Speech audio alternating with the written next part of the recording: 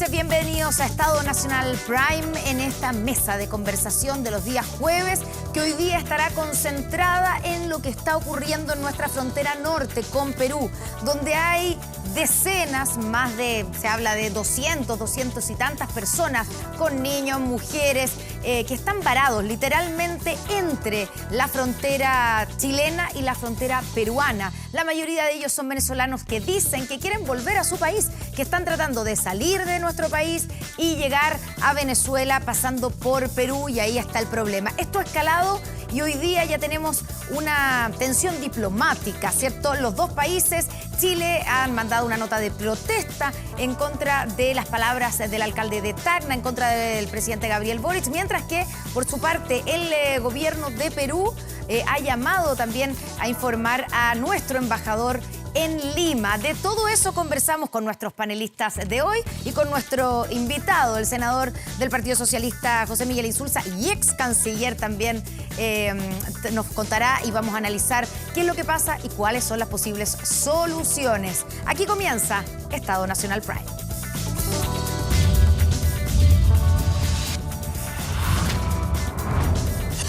Estado Nacional. Les quiero contar también que pueden revivir este capítulo cuando termine, obviamente, y todas las temporadas de Estado Nacional en nuestras plataformas digitales. Puedes escuchar las entrevistas, la conversación de los paneles en Spotify. Conozca esta nueva forma de informarse junto a nosotros, Estado Nacional Podcast, y búsquenos en Spotify, o también se puede escanear aquí en el código QR que aparece a esta hora en pantalla. Bueno, vamos a nuestra mesa de conversación. Presentemos a nuestros invitados. Silvia Izaguirre, investigadora del Centro de Estudios Públicos. Silvia, bienvenida. Gracias por estar con nosotros. Muchas gracias, Connie. Buenas noches. Y Marcos Barraza, exministro, exconvencional. También gracias por estar con nosotros. Los gracias, dos. Connie. Esta pareja han estado en otros minutos también aquí en otras versiones de Estado Nacional. Y nuestro invitado ya lo habíamos presentado, el senador del Partido Socialista, José Miguel Insulza, exministro del Interior, ex canciller. Así que de este tema sí que sabe. ¿Cómo está, senador? Buenas noches. Bueno, sé de primera mano, porque soy senador por Arica y Parinacota, entonces yo estuve hace pocas semanas en el lugar donde están ocurriendo los hechos precisamente. Partamos por la crisis diplomática, porque aquí hay obviamente una crisis humanitaria, ¿cierto? Que probablemente es la más dramática. Pero quiero primero preguntarle de su punto de vista y su experiencia como canciller, ¿cómo califica la situación diplomática en este minuto entre Chile y Perú, producto de lo que está pasando ahí en la frontera? Bueno, con esta, digamos, carta de protesta, llamado a los embajadores. Bueno, mire, yo yo justifico plenamente el llamado al embajador de Perú, porque es lo que se hace cuando alguna autoridad de un país ofende al jefe de Estado del otro, ¿no? Que este es el caso del alcalde de Tacna con el presidente Boric. Debo declarar, sin embargo, que Perú es un país tremendamente descentralizado y por lo tanto probablemente no va a encontrar usted muchas autoridades en Lima que sepan siquiera que el alcalde iba a decir una cosa así o que tengan algo que comentar al respecto. O sea, no se le puede responsabilizar automáticamente al gobierno, a Dina Boluarte o al canciller, digamos, peruano. O sea, mientras más lejos de la capital, más independientes y autónomos son. Yo siempre cuento la historia de que nosotros tenemos una cantidad de acuerdos con Perú.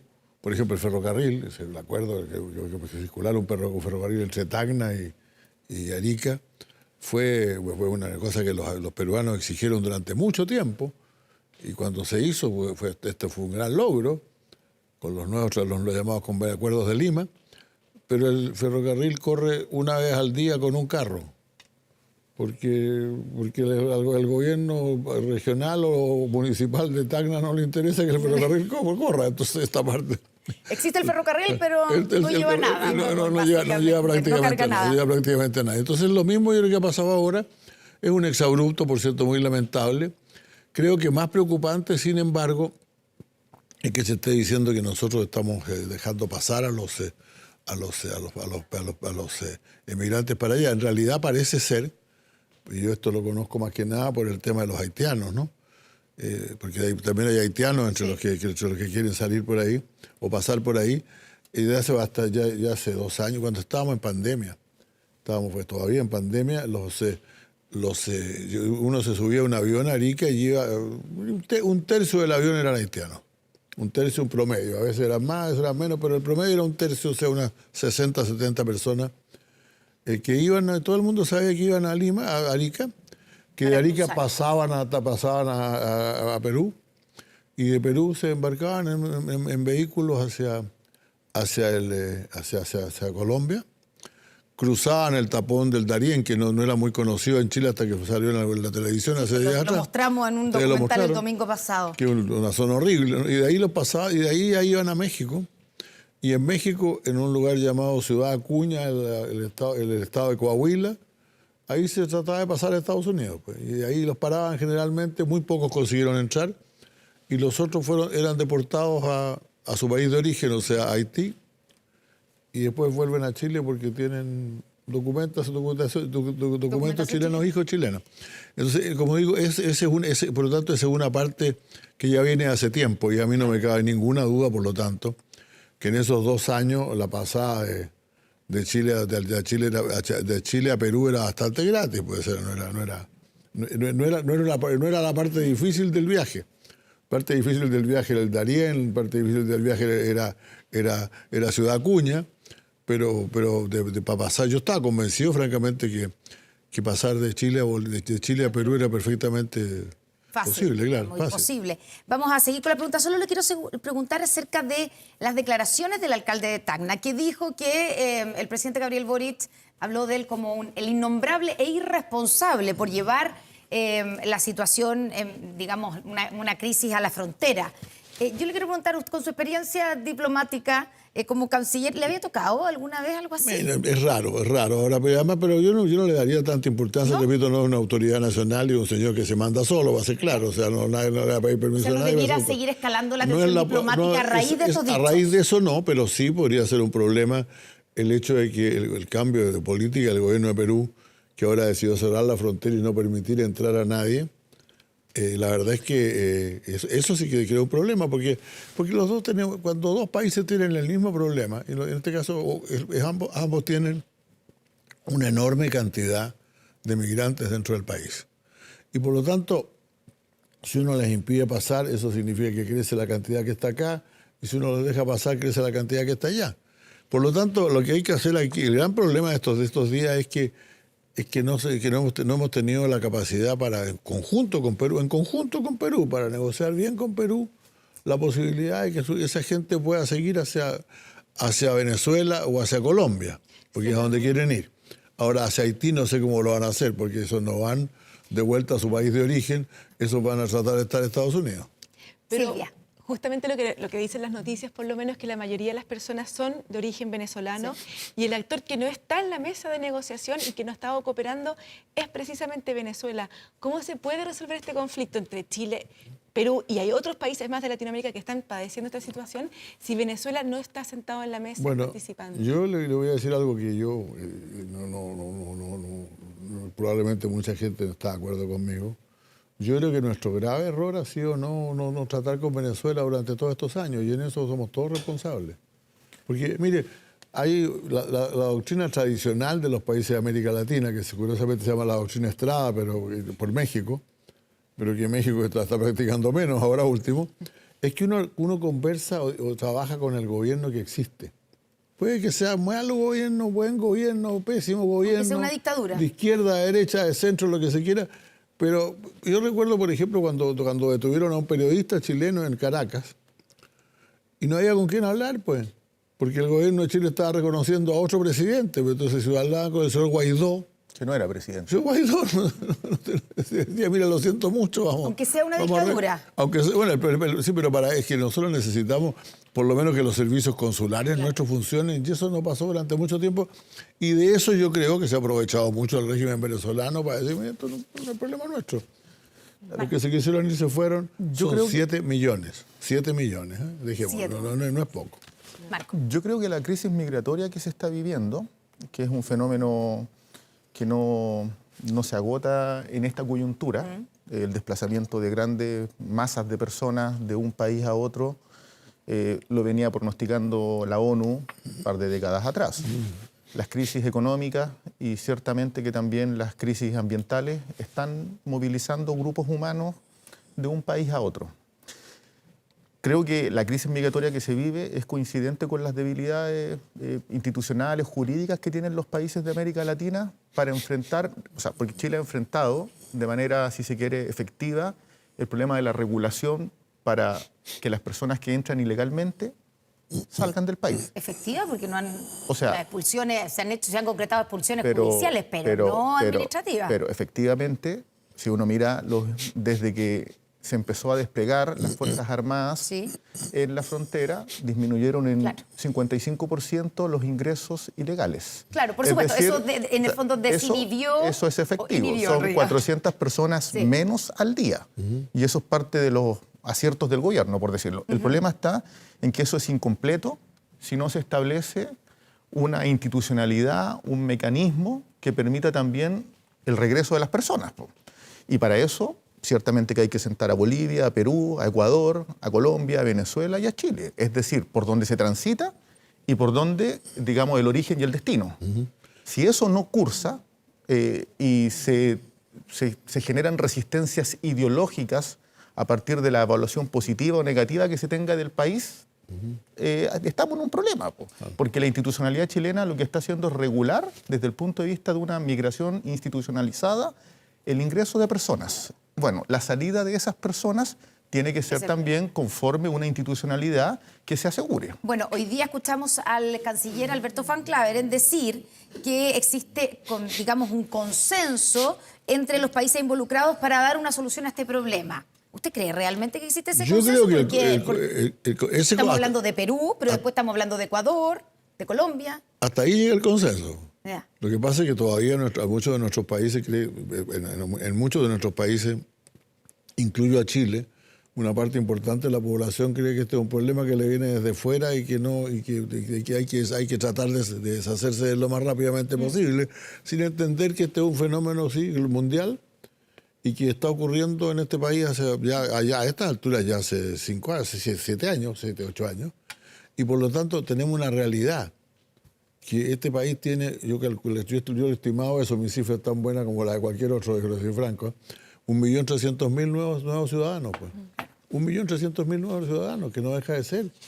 Hablamos mucho de Siria, cuando Siria salieron 5 millones de sirios, etc. En proporción, nosotros hemos tenido una emigración más o menos igual de grande que la que tuvo Alemania cuando se produjo lo de Siria. Y Perú tiene más todavía. Claro. Perú tiene más todavía y Ecuador está lleno también. Está lleno. Ecuador en realidad, desde hace mucho tiempo ya en el norte de Ecuador, hay poblados que son casi completamente colombianos, así que es una migración bastante habitual ya. Quiero sumar a otro actor que está además en el lugar, a esta mesa de conversación, es el alcalde de Arica, Gerardo Espíndola, que ha estado en terreno, que de hecho hoy día estuvo en el mismo lugar donde están estos inmigrantes, especialmente venezolanos, varados ahí en la frontera entre Chile y Perú. Alcalde, ¿cómo está? Ya lo vemos. Muy buenas noches, gracias por estar con nosotros. Hola, buenas noches, Connie. Un saludo a todos grande ahí, un abrazo grande también, senador. Muchas. ¿Cómo está, Gerardo? ¿Qué tal? Qué gusto saludarlo, alcalde. Oiga, alcalde, sé que estuvo hoy día usted ahí mismo, ¿cierto?, en la línea de la Concordia. ¿Cuál es la situación? Estamos hablando de cuánta gente, vimos las imágenes, yo decía varias decenas, pero ¿cuánta gente se calcula? No sé si usted tiene un catastro de que están varados ahí, que llevan 5 días y pasando la noche, ¿y en qué condiciones están? Mira, en promedio son aproximadamente 200 personas que están al día. No todos quedan pernoctando, algunos en la noche logran pasar hacia Perú, pero así de manera fija tienes aproximadamente entre 150 a 200 personas. Nosotros hicimos un catastro hoy día en horas de la mañana. Bueno, primero decretamos una emergencia migratoria como municipalidad, lo que nos permite especialmente es tener recursos para enfrentar esta situación que es bien crítica, si bien esta gente que está hoy día intentando pasar no están dentro de la ciudad, pero sí están en una parte que pertenece al territorio de Arica, y la crisis humanitaria realmente es muy, muy penosa. Frente a eso no podíamos mirar hacia el lado y decretamos esta emergencia para poder ir en apoyo, en ayuda con recursos de la municipalidad a estas personas. Y dentro de eso hicimos un catastro y claro, habían 177 personas en la mañana. Después contamos que había un número importante de niños, cerca de 50 niños. Entre eso había niños con trastorno del espectro autista, había una niña en silla de ruedas, habían personas mayores también, habían 3 mujeres embarazadas. Encontramos también personas con enfermedades como por ejemplo diabetes, hipertensión. Entonces no es un escenario muy ideal el desierto para este tipo de personas que están sufriendo algún tipo de enfermedad. Por eso que fuimos con un equipo de salud, mañana vamos a estar también con un equipo de salud monitoreando y pudiendo atender a las personas, llevamos agua y todo lo que se requiere, no para que la gente permanezca ahí, lo que menos nos interesa es que esto se transforme en un campamento, pero mientras la gente está detenida y logra avanzar y mientras se soluciona algún tipo de acción para que avancen, tenemos que dar ciertas condiciones mínimas, sobre todo en esta materia y en materia también de salubridad, porque el lugar realmente está muy sucio, faltan baños, estamos viendo cómo podemos accionar también para poder poner baño en ese lugar y en coordinación también con organizaciones internacionales que también operan acá en Arica y de este modo organizarnos para poder trabajar en conjunto con la delegación presidencial que también estuvimos hoy día en terreno. Alcalde, ¿de qué nacionalidad son? En la mayoría son venezolanos y todos quieren entrar a Perú o todos quieren pasar por Perú para volver a Venezuela. Sí, mira, el 80% son personas venezolanas. Hay algunas personas, hoy día menos cantidad de personas haitianas como fue en algún otro momento, como lo explicaba bien el senador, que era una cantidad importante de personas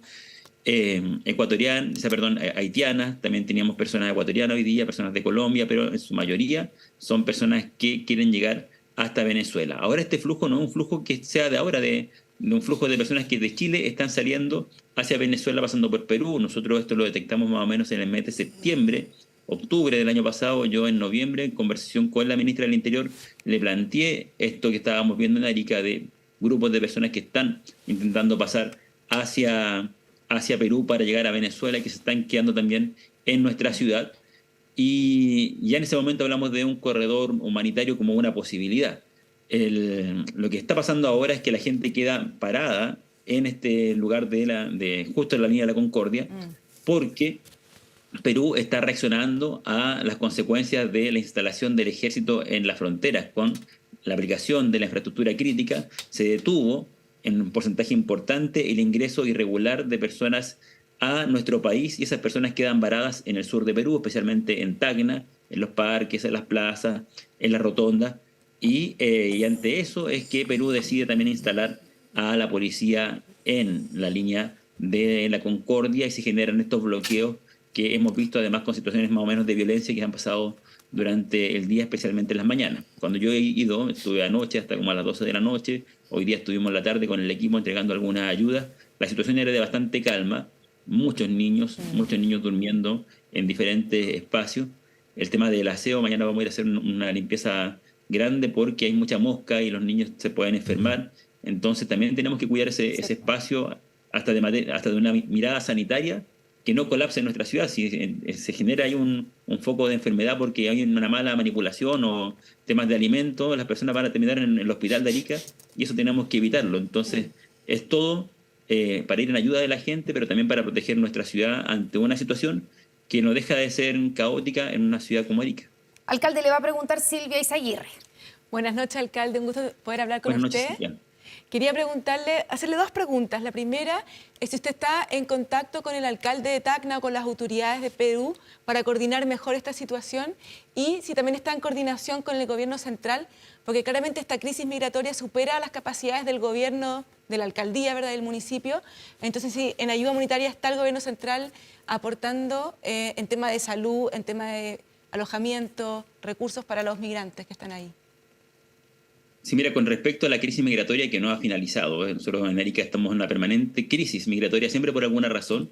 Intentamos pedir ayuda al gobierno central, en el gobierno anterior nos costó mucho que fueran parte de una mesa de trabajo migratorio que tenemos con organizaciones de la sociedad civil, OIM, ACNUR, en diferentes organizaciones con las que estamos trabajando para poder enfrentar esta situación. En este gobierno se integraron a la mesa y hemos podido trabajar un poco más. Siempre es insuficiente para las demandas que tiene Arica. Nosotros tenemos un plan de evitar que las plazas, los parques se transformen en campamentos. De este modo evitamos que se instale el odio en la ciudad, el malestar en la ciudad hacia las personas y siempre topamos con la falta de albergues, que es algo que nos que nos cuesta mucho en Arica y que con recursos municipales no tenemos ninguna opción. Frente a lo que está pasando exactamente hoy día, yo estuve el día martes y el día miércoles en Santiago, estuve en la Cancillería explicando la situación que estábamos viviendo en Arica, los alcances, las urgencias de por qué era importante avanzar en tomar decisiones rápidas como el corredor humanitario que hemos estado empujando desde nuestra ciudad, porque lo que menos queremos es que esta situación genere un alcance diplomático entre Chile y Perú. Nosotros somos países que nos llevamos muy bien, por lo menos en la frontera. Arica y Tacna somos ciudades hermanas, ciudades complementarias. Yo lamento mucho los dichos de mi colega en Tacna, pero creo que tampoco hay que profundizar en eso. Quedémonos mejor en las cosas de fondo, y las cosas de fondo es cómo buscamos una solución a este problema. Y el contacto con le preguntaba también Silvia sobre si estaba en contacto con el alcalde, precisamente con su colega de Tacna. ¿Usted está en contacto con él o no? Claro, no, en esta oportunidad no hemos tenido tanto contacto. Esta semana iniciamos ciertos contactos. Estas son alcaldías nuevas, empezaron el año pasado. Con el alcalde anterior habíamos tenido más relación, especialmente en temas de emergencia que han pasado en Tacna. Nosotros hemos ido en apoyo con ellos. Durante la pandemia estuvimos trabajando también en coordinaciones previas, cuando se abriera la frontera, cómo se iba a ver afectada Tacna, cómo se iba a ver afectado Arica. Pero hoy día, frente a esta situación puntual que lleva recién, mañana se cumplen 2 semanas desde que la policía peruana se instala en ese espacio, es que empezamos ahora a establecer esta conversación. Yo les quiero contar algo. Yo estuve hoy día a la tarde y me acerqué a conversar con la policía peruana también, para saber cómo estaban, especialmente en una preocupación muy genuina y fraterna hacia ellos que están en este espacio, preguntándole cómo estaban, cómo se sentían por las agresiones y lo que estaban viendo, y conversando con ellos. Ellos también decían que estaban bien impactados con lo que está ocurriendo. Para ellos también les significa un dolor ver la situación de personas que están detenidas ahí, pero también como tienen que cumplir con la labor, ¿cierto?, que es cuidar la frontera de su país. Entonces lo que ocurre en este espacio es una situación bien crítica, bien humana, bien dolorosa. Y hace pocos minutos, yo creo que hace una hora atrás, estuvo el vicepresidente o el ministro del Interior de Perú también ahí en la línea de la Concordia, y se manifestó ante las preguntas de la prensa local que estaban estudiando también la posibilidad de un corredor humanitario, que es algo que hemos estado empujando fuertemente desde Arica. Es una buena noticia. San Marcos Barraza le va a preguntar, alcalde. Sí, alcalde. Hola, ¿cómo estás? Estuvimos hace poquito juntos. Yo coincido con que efectivamente hay que superar rápidamente los exabruptos del alcalde de Tacna. Pascual Guisa, para que no digan que es innombrable. Ya, el intercambio entre ciudadanos peruanos, ciudadanos chilenos, chilenas, peruanas, es muy fluido entre Tacna y Arica. Claro. Entonces, no convertir esto en un problema entre estados. Yo creo que la prudencia en este caso es la mejor consejera. Pero yo he visto, hoy día vi en las noticias, el énfasis que usted le dio al corredor humanitario y a los apoyos que hay que tener desde el punto de vista de los derechos humanos de las personas que están varadas entre Chile y Perú. ¿Cómo la comunidad está reaccionando en Arica?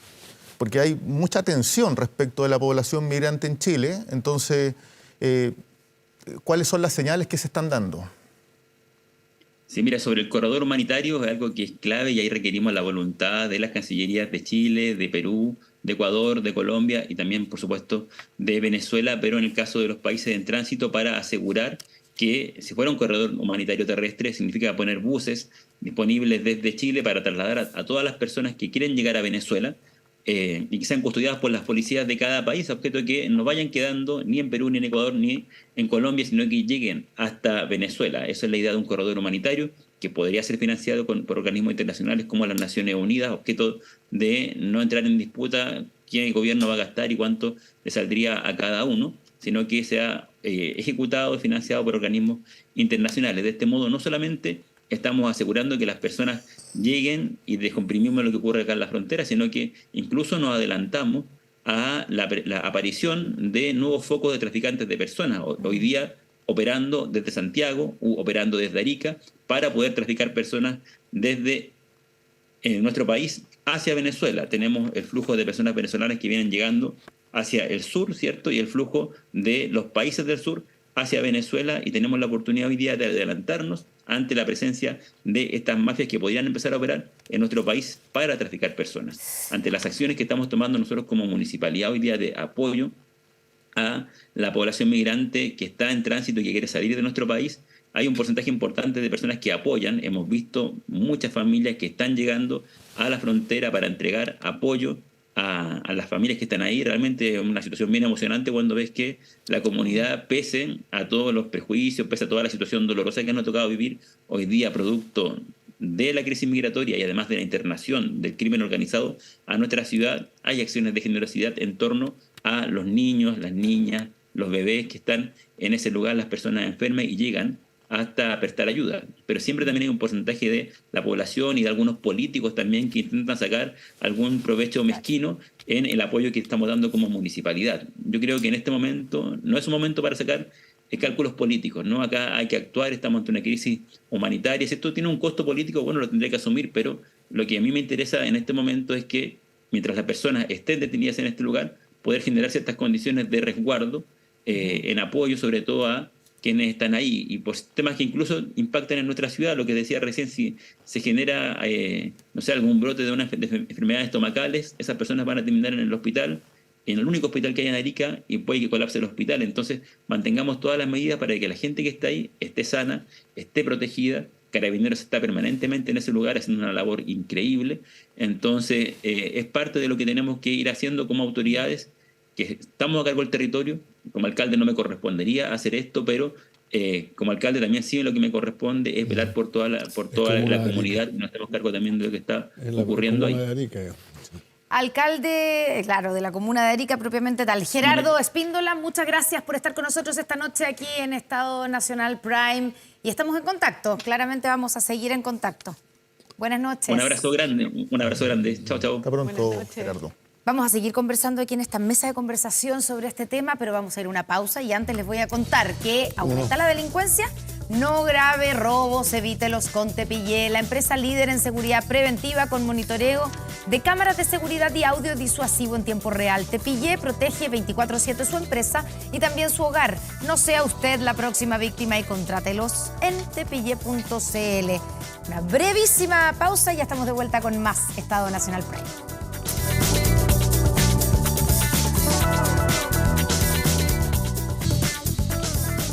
Estamos de vuelta aquí en Estado Nacional Prime. Banco Estado sigue acompañando a todas las empresas para que sigan adelante con FOGAPE Chile Apoya.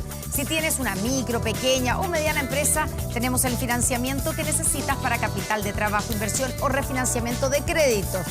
Esa es la invitación que te hace Banco Estado a inscribirte en bancoestado.cl y accede a estas medidas de apoyo con un plazo de hasta 84 meses y con 12 meses de gracia.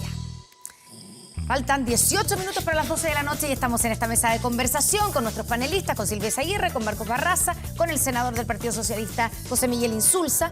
Y bueno, me quedo con lo que lo planteó también usted, el senador, y el alcalde de Arica. La solución parece ser para esta coyuntura, no para toda la crisis migratoria, por supuesto, que es mucho más amplia y más profunda.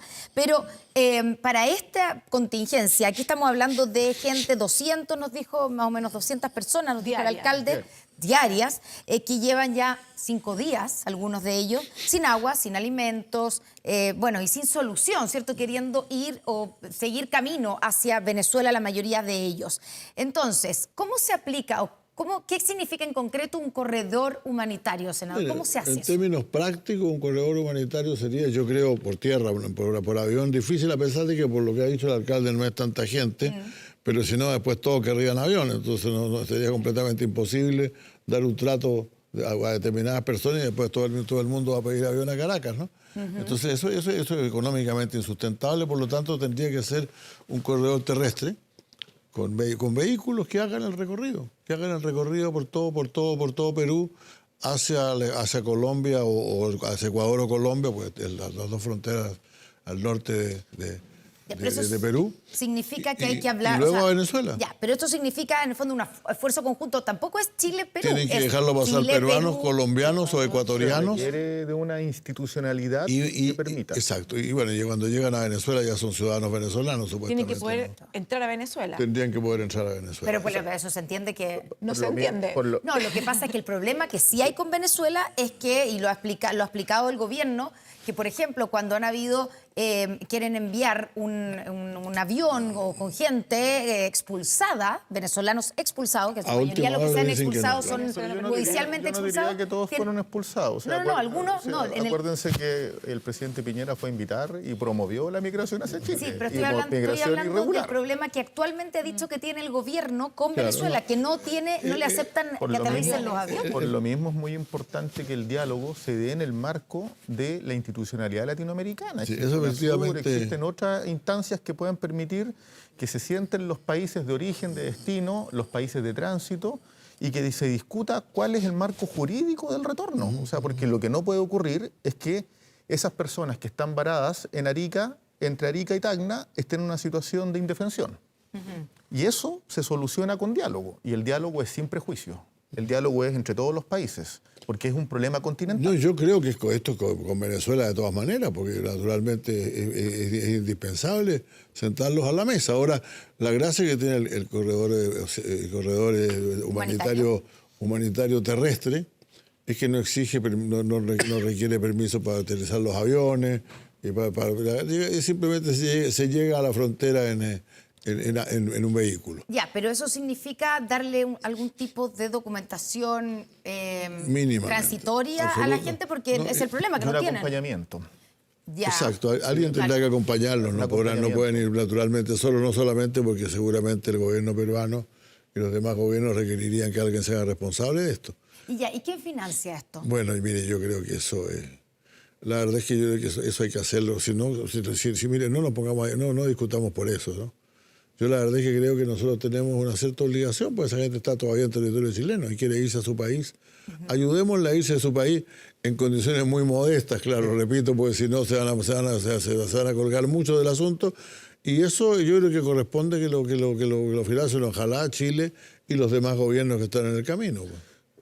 Es importante tener presente que el flujo de personas que ingresan al país de manera irregular es dinámico, porque quienes están saliendo son personas de origen venezolano. En el presente, si el 2022 era al inicio del gobierno del presidente Boric y como herencia del gobierno del presidente Piñera, solo había reconducción de un 10% de las personas que llegaban de manera irregular. Si no me equivoco, eso aumentó un 53%. La mayor cantidad de personas que ingresan de manera irregular en el presente no son venezolanos, son bolivianos. Bueno, bolivianos, lo que pasa Son es que... temporales, tengo entendido que son No, Es lo que temporal, pasa es que hay ¿no? un problema de temporal. hay todo un Es dinámico el tema de fenómeno. trabajo temporal, sí, Exacto. efectivamente. Es bien dinámico el fenómeno de la migración. Pero responde mira, a un en patrón realidad común. entre Arica y Bolivia y Perú siempre ha habido migración. Sí. Hay una gran cantidad de población boliviana y peruana que Población ha disminuido un poco la peruana, por una cosa bien curiosa, porque cuando estuvo cerrada la frontera por pandemia, muchos perdieron su empleo en Chile. O sea, había mucha gente que vivía en Tacna, que venía a trabajar a Chile, o que vivía en Chile, que al revés quería trabajar a Perú. Eso se terminó, pero mira, no, la verdad es que para la gente de Arica, peruanos y bolivianos generalmente no cuentan como extranjeros, no es un Claro, problema muy son serio. casi locales. Y Es cierto, es cierto. Sí, es que hay mucho tránsito. Pero efectivamente están entrando muchos bolivianos. Porque también, Senador, yo quería cambiar un poco el tema, pero quería preguntarle por la interpelación a la ministra Toá, que ha causado bastante alergia. Y otros han dicho, y yo creo que puede ser una tremenda oportunidad para la ministra y para el gobierno presentar el plan en materia de seguridad que también involucra migración. ¿Qué piensa usted? yo estoy de acuerdo con lo que usted dice, porque en realidad creo que realmente esta ministra se ha movido mucho en el tema de seguridad.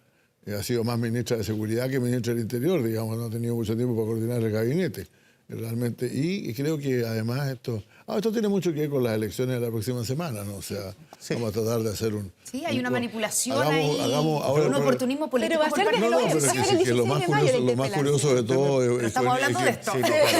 lo más curioso de todo es que no hay sesiones la próxima semana. Porque es semana Entonces, distrital. la interpelación tiene que llevarse a cabo después de las elecciones, pero se llama antes porque es la fiesta. Yo pienso que efectivamente va a ser un recurso importante al final del día para el gobierno y particularmente para la ministra para divulgar la agenda en materia de seguridad pública, que es muy robusta. Para una oportunidad. Sí, ahora, uno no puede pasar por alto que la intencionalidad de la derecha, en este caso, que es infundada, artificial, electoralista, es disputarle votos a la extrema derecha, a republicanos y al Partido de la Gente, porque los estudios de opinión muestran que le va a drenar algo importante del electorado, la extrema derecha, a la derecha. Pero Marco, ¿no encuentras que en el último tiempo han habido algunas como improvisaciones cuando salieron las 30 comunas, cuáles son, no se sabía? No. Había un poco de improvisación y como que Yo no creo- está bien interpelar a una ministra y que venga a explicar. Yo hubiera preferido, de verdad lo digo, que hubiese sido ahora, porque creo que esto hubiese favorecido al gobierno mostrando el plan que tienen en materia de seguridad Bueno, y yo creo que- comunicaciones. Ya, Pero no fue así, va a ser el 16 de podría- mayo. Pero, Silvia, ¿qué respondes tú a lo que dice Marcos, que es una de las tesis que está dando vueltas, ¿cierto? Que en el fondo la derecha, centro derecha, Chile Vamos, sobre todo el caso de la UDI, está con este flanco abierto, que tienen este temor, lo dicen los números, entiendo yo, que a republicanos le puede ir muy bien en las elecciones del 7 de mayo y están disputando entonces ese electorado que es más duro en términos de seguridad y que por eso están interpelando a la ministra, más allá de lo que pasa en la interpelación, A ver, pero están haciendo el gesto. Siempre ante una elección hay movidas y cálculos políticos. Ahora, ¿Y esto no es un cálculo político? yo no veo cómo, y sinceramente lo digo, quizás estoy equivocada, pero yo no veo cómo una interpelación a la ministra de este gobierno puede ayudar a la derecha a recuperar votos con republicanos. Bueno, yo creo O que- sea, a lo más ahora, debilita al gobierno, es pero otro- entre republicanos y la centro. Es otro el asunto, es dejarlo llamado, porque se trata de mostrar, o sea, no olvidemos que Chile Vamos cambió su nombre para la elección, se llama Chile Seguro. Chile Seguro.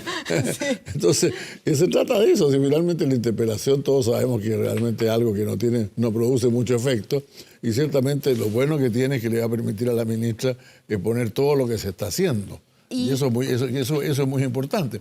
Pero el objetivo se salda antes, porque el objetivo es precisamente mostrarte que estamos todos en lo mismo, y por lo tanto a lo mismo votar Republicano, Renovación Nacional o UDI, y no dejar que los republicanos sigan avanzando en las encuestas como están avanzando. Ya, ¿usted coincide con esa tesis? Ah, sí, absolutamente. Bueno, si esa tesis no me tan malo, entonces. Bueno, espérate, pero espérate, porque además un detalle, porque cuando en el momento en que los diputados hacen este anuncio, ¿cierto? Que salen de la sala, esto fue ayer, pusieron un lienzo Que de dice Chile ya- Seguro, sí. que es el nombre del pacto Exacto. para las Pero elecciones. si el cálculo político está presente, Por eso está presente con la crisis migratoria, está presente en materia de políticas de seguridad, y yo discrepo con Silvia en relación a que haya improvisación.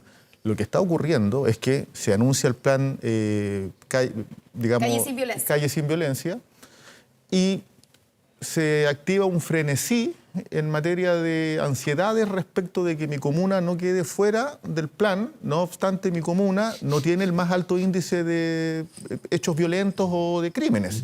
Si uno mira los estudios que están cursando en el presente, disminuyeron los portonazos. Eso es muy importante. Y los robos de automóviles con violencia. Sí. Son portonazos. Portonazo, Claro, se roban pero otro, el alza variedad. está en el número de homicidios. Sí, de 2,2 a 4,7, efectivamente. Es un salto Ahora, importante. es un salto Eso es muy importante que es muy grave, y el plan Calle Sin Violencia precisamente se sitúa en aquellas comunas donde se incrementó los homicidios. Claro, Entonces, lo yo pasa creo es que hay cuando uno asertividad en las analiza, decisiones del gobierno. Cuando uno analiza las comunas que quedan fuera, como Pedro Aguirre Cerda, que es el caso más emblemático. Todas que las quedan- del oriente de Santiago. Claro, y son que iguales. quedan como Sí, encerradas, pero las que... Sí, pero no hay, Pedro Aguirre Cerda y balaceras todos los Pero de días. ahí a asumir que eso es improvisación es un juicio que no corresponde. O sea, porque el gobierno lo que está haciendo es Pero tal vez hay un precisamente error. identificar aquellos territorios. A ver, todos los estudios en materia de prevención de delincuencia muestran que cuando emerge la delincuencia hay que tener respuestas focalizadas inmediatamente. Si no se aborda los delitos más graves, se expanden. Y hoy día, pese al incremento de los homicidios, sigue siendo focalizado. El punto entonces es que la política pública tiene que ser capaz de focalizarse. Marco, con improvisación fue lo que digo yo, es que se anuncian 30 comunas, pero no se saben cuáles son. Se filtra una minuta, No, pues sí, que eran hay un 10 listado. y de las 10, 9 eran Sí. oficialistas. Después se niega esa minuta, después No, es que aumentan pasa más de que- 30. Uno nunca reconoció esa en minuta realidad, como filtración. No razonablemente, sabíamos que- uno debería anunciar las comunas a medida que se van incorporando. Lo que pasa es que finalmente la presión fue muy grande de saber cuáles iban a ser las comunas y por eso se dio una lista, pero se entregó una lista. Ahora, yo creo que lo importante es que en primer lugar que el plan se cumpla, pero que sobre todo eso no significa que no disminuya la seguridad en ninguna otra parte, porque si no van a venir las quejas de las comunas que no están ahí. Claro. Pero a mi juicio, a mí me interesa mucho más en esto todo el plan que se ha hecho sobre el crimen organizado, los cambios de la ley de drogas también, el ataque al dinero de la droga, el ataque al dinero de Se despachó de la sala del Senado. ¿Ya está? ¿Salió ya? No, el del Senado salió. Sí, pero la ley que establece digamos, penalidades para la conspiración en sicariato. Ah, sí, eso salió ya también, salió la semana pasada, sí. Hemos sacado estas leyes, fíjate, a pesar de que alguien dijo por ahí que cuando yo estaba en la Comisión de Seguridad Pública estado productivo. no había... Pero por lo Felipe mismo- Cas no, le no, dijo no, eso. sí, sí, sí. Felipe Cas le dijo eso. Sí, pero Usted usted- tuvo ahí un entrevero Es también. provechoso que la ministra pueda al expresar porque va a ser presidente de la elocuencia comisión, respecto a la política al presidente pública. de la comisión, Pero la intencionalidad de la por derecha es otra. casualidad, el senador Cas le va a proponer sobre la lista de proyectos que fueron aprobados durante mi presidencia de la Comisión de Seguridad Pública. Faltan 5 minutos para Que las son 12 de la bastante noche. Nos grandes. vamos a la última pausa y ya estamos de vuelta con más. Y les recordamos que si no puedes tener el control total de tu empresa desde cualquier parte y en línea, Kame ERP es para ti. Facturación electrónica, integración con banco, flujo de caja, remuneraciones, todo en un solo lugar y mucho más. Desde 12 UF al año. Toda la información en kame.cl o en comercial@kame.cl. Pausa, ya estamos de vuelta con más Estado Nacional Prime.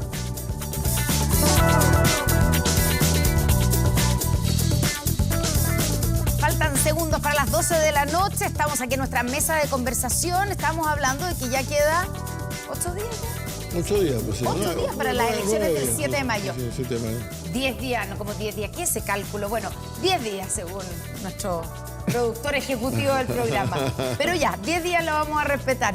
Pero el punto es que tenemos, bueno, hay poco ambiente. Nosotros tenemos un debate con representantes de cada una de las listas que van a competir el próximo 7 de mayo. El debate es después de las noticias el próximo domingo, así que los dejamos a todos invitados. Pero quiero invitarlos a que hagan sus proyecciones. Bueno, antes de hacer una proyección, yo diría que lo que ojalá ocurriera en ese debate Sí. fue que todos se explayaran en qué cosas quieren en la Constitución. Porque este debate ha sido sobre todo menos sobre la Constitución. Sobre seguridad. la cantidad de Todos los gente que candidatos ha dicho, hablan de seguridad. Yo quiero que la Constitución diga esto, que diga esto otro, no ha ocurrido. Eso es lo primero. Yo creo que, mire, yo tengo la impresión de que realmente la oposición ha tenido éxito en convertir esto en una especie de referéndum sobre el gobierno. Por lo tanto, creo que la votación va a ser más o menos parecida a la que tenemos en las encuestas. ¿Y cuál es esa? Mire, yo creo que las listas que apoyan al gobierno van a sacar una buena votación. ¿Cuánto Creo- es una buena votación? Un 35%, digamos, 35%. ¿Entre las dos listas? Sí, entre las dos, sí, por cierto, entre las dos. Eso no es una buena... No, una Es una buena votación para cómo están las cosas, O por sea, favor. es buena la votación para cómo están las Para cosas, cómo están pero las cosas. además es buena pensando en la integración de los 2/5 que se requieren Así para es, poder así es. negociar los contenidos del texto constitucional. Así es. Y yo creo que va a haber más de una variable. Por un lado va a haber una baja de votación comparativamente respecto de la elección del 4 de septiembre. No todo el mundo está interesado, no todo el mundo está informado, así lo muestran los estudios. No va a ser el 85% de, aunque Pero- sea voto obligatorio. Bueno, y la Pero otra, en el yo creo formato que los Senado, partidos entonces se elige equivalente. los partidos más antiguos de la oposición, Sí. de la derecha, van a ceder paso al partido de la gente y sobre todo a los republicanos. Ya. No voy a decir que sea tanto la avalancha que se habla, pero creo que sí, republicanos y partido de la gente van a sacar más votos. Entre 21 y 23 consejeros constitucionales del oficialismo, dicen las cuentas internas. ¿Está usted de acuerdo? Sí, sería bueno por lo mismo que dice O sea, de los 50, es casi la mitad, Marco Barra, 21, 23. No, mire, lo importante son al límite de los tener tres los quintos. dos quintos, O sea, los dos quintos más quintos uno. se requieren 20 más 1, 21. Yo creo que va a estar del orden del 23, 24 consejeros, consejeras de la Apruebo Dignidad y el Socialismo Democrático. Ya, Así es. y de las dos listas, pero dentro de las dos listas, ¿a quién le debiera ir mejor? No, yo No, creo pero que... o sea, en el caso del Partido Comunista esperamos sostener la votación que hemos mantenido. Ya. Y yo creo que los estudios también, así como muestran 23 consejeras y consejeros, nos dan buenos resultados donde tenemos más, digamos, desarrollo electoral. ¿Usted coincide en que al Partido Socialista le va a ir peor que a Prueba de Dignidad? No, yo creo que el Partido Socialista está aliado con la Prueba de Dignidad y creo que ha sacado una buena Peor votación. digamos en... Yo creo que balance. gran parte del socialismo democrático se va a concentrar en la evaluación del Partido Socialista. Nosotros esperamos tener una buena cantidad, una cantidad suficiente. O sea, de- ¿usted cree que el de PPD es el consejeros. que va a salir perdiendo acá? No, yo no estoy seguro. Yo creo que el PPD debería sacar unos dos o tres el- representantes. El llamado del presidente Lago a votar por Rabinet. Bueno, ya lo retiró. Ya lo Sí, retiró pero ya el daño está hecho. Pero el daño está hecho. El daño está hecho.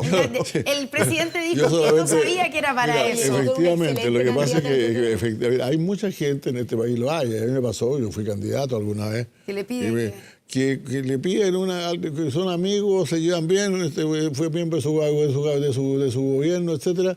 Entonces le piden una adhesión, pero evidentemente ahí el problema que había era que quien adhería era alguien que había patrocinado la idea de la otra lista, de la lista separada. Pues. Sí, po. El presidente Lagos estuvo muy a favor de la lista separada y creo que Natalia Piantini tenía razón en decirle, mire, ojo que yo estoy aquí porque usted, entre otros, era el que decía que estuviera. Pues. Claro, así que deme su apoyo por lo Y menos. bueno, y lo hizo. Sí lo hizo, pero el daño ya está hecho, Y claramente. Una excelente candidata, hay que decirlo. Sí. ¿Quién ella? Natalia es una Sí, excelente a mí me gusta Silvia, mucho. ¿qué va a también, pasar? muy ¿Cuál es tu seria. proyección? ¿Y tú crees, también coincides en que Republicano va a ganar en desmedro de Chile Vamos? Eso dicen las encuestas. No sé, pero eso dicen las encuestas. A mí me preocupan dos cosas. Existe una tremenda desinformación respecto a quiénes son los candidatos. Hay cero ánimo de elecciones y las encuestas dicen que la gran mayoría de las personas no conocen a sus candidatos, no tienen idea de quiénes son. Entonces me preocupa que vote poca gente Ya. y me preocupa que la elección sea sobre seguridad y no sobre constitución. Y creo que es una muy mala noticia que la gente vote por aquellos candidatos que le prometen más seguridad, pero que la Constitución no tiene nada que ver con eso. Estamos hablando acá de sistema de gobierno, estamos hablando de administración del Estado, estamos hablando de sistema de justicia, derechos sociales, cosas que no tienen que ver con seguridad necesariamente. Y entonces creo que es una mala elección elegir candidatos por la coyuntura de seguridad cuando la Constitución tiene que durar 30 años y no 4 años. La franja es un reflejo de eso. ¿Ah? Sí. Están hablando todos de seguridad. Hasta el Partido Comunista. Sí, vota el seguro, Partido vota Comunista. seguro. O sea, el pero Partido si para nosotros nunca el problema de la seguridad ha sido algo ajeno a nosotros. Ya, es pero un no problema- es en materia de Constitución. Entonces, No, a ver, lo que pasa es que si uno revisa el texto anterior rechazado, Sí. contenía normas Sí. sobre seguridad pública desde el campo constitucional. Ahora, yo creo que el principal debate, que es el debate que espero que se active con ocasión de la elección de las consejeras y consejeros, es el carácter del Estado. O sea, hablar de derechos sociales, hablar de seguridad pública, hablar de salud, de educación, de vivienda, necesariamente remite a superar el Estado subsidiario y tener un Estado democrático y social de derecho. Yo hubiera querido ver más acción en eso, porque cuando esto llene el debate, por lo menos hablan menos de los temas de seguridad y hablan de los temas de la Constitución. Claro, lo que pasa es que hay un frenesí legislativo en materia de seguridad. Sí, o sea, hay, que se hay cosas, refleja. hay cosas Bueno, bien pero es pintorescas. la Hoy día unos coyuntura. diputados de la UDI presentaron la idea de que el servicio militar obligatorio fuera la mitad del periodo de la formación de un carabinero. Exacto. Es una cosa bien irracional. Pero sí hubo un diputado que no quiero nombrarlo porque realmente no quiero ser más, pero lo dijo delante de mis ojos, que en cada operativo policial, que en cada control policial ¿Sí? debía haber un francotirador, pues. Yo lo escuché. Una locura. Por favor, yo lo ¿Quién fue escuché. que dijo El eso? diputado Jorge Alessandri dijo eso al día mismo que murió la carabinero, creo que fue. Y la verdad es que eso, imagínense la cantidad de gente que se necesitaría para eso, que además, imagínense el terror de estar mostrando los documentos en inadecuado, alguna parte improcedente. con un francotirador. bueno, con esto terminamos nuestro programa de hoy, pero quiero hacerle la invitación, si tú no conoces todavía a tu candidato o candidato, ¿quiénes son los candidatos de tu región? Porque recordemos que son los mismos candidatos por regiones. A mí me preguntan de repente, oye, pero ¿por qué este candidato está en Maipú y yo lo vi también en La Reina? Claro, La gente cree que son por distrito. No, es por circunscripción. Toda la región vota por lo mismo. El voto es obligatorio. Bueno, de todo eso vamos a saber y les vamos a informar en el debate que tendremos este domingo después de las noticias aquí en TVN y en 24 Horas Central y por todas nuestras plataformas. Y vamos a tener a 10 candidatos representando 2 representantes de cada una de las 5 listas que van a competir el próximo 7 de mayo. Así que vamos a preguntarle todo eso que ustedes están planteando. Así que todos quedan invitados al debate del próximo domingo. Muchas gracias por venir. Senador José Miguel Insulza, Silvia Seguirre, Marcos Barraza, muchas gracias por estar con nosotros y muchas gracias a ustedes por estar y participar a esta invitación a conversar de Estado Nacional Prime. Que tengan buenas noches y nos vemos mañana. Buenas noches.